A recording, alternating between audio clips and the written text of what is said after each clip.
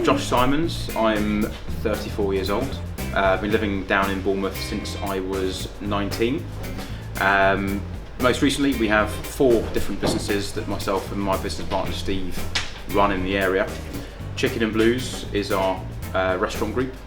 We have Elite Media, marketing agency, Elite Living, our daily deal website, and Elite Ticket, most recently we launched in January, which is an event ticketing platform. But I believe today we're going to be talking mainly about chicken. Well, I've been in hospitality since I was very young. My dad had restaurants in London, which I worked in through my teens.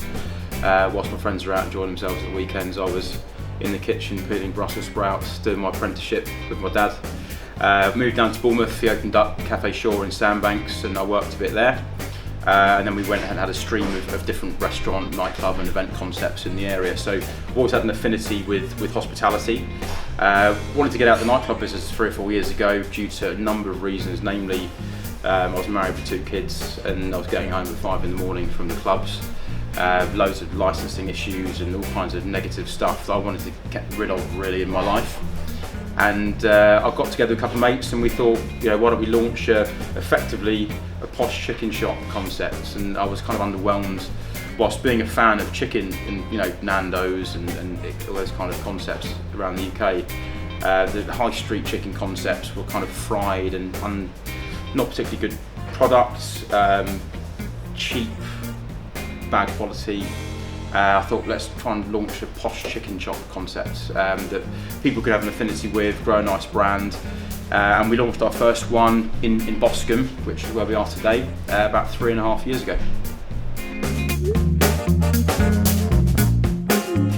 I think there's nothing bad about being in this industry actually. I think if you concentrate on the negative things in any business or any industry or life in general, then you're going to struggle to get out of bed in the morning. There's challenges, and I think we package anything that could be perceived as negative as a challenge and as a positive. I mean, we look at competition, you look at the kind of fickle market of dealing with thousands of people in the public every week, social media, all kinds of stuff which could be considered to be negative things. We turn them into challenges and in fact positives. So I think that's why we get into the office in the morning ready for battle and not cowering into our shells. I think getting recognised is rewarding. We've 20 of my mates called me up from London about 1.5 years ago and said that we're in the Metro, been named in the top 5 chicken concepts in the UK. That was great to get that kind of recognition early in our life. Dealing with the public and seeing that there's a growing affinity with the brand and that they're enjoying what we do and they're regular customers and they're feeling a connection with our journey is a great part of the business for us and something that we find very satisfying. Dealing with and growing a great team. We've got some seriously talented people that work for us in the group and nurturing their talents and them helping us grow the business in the right direction. There's loads of things that could be considered to be positives in being in this business, but that can be transferred to any industry really, not just restaurants.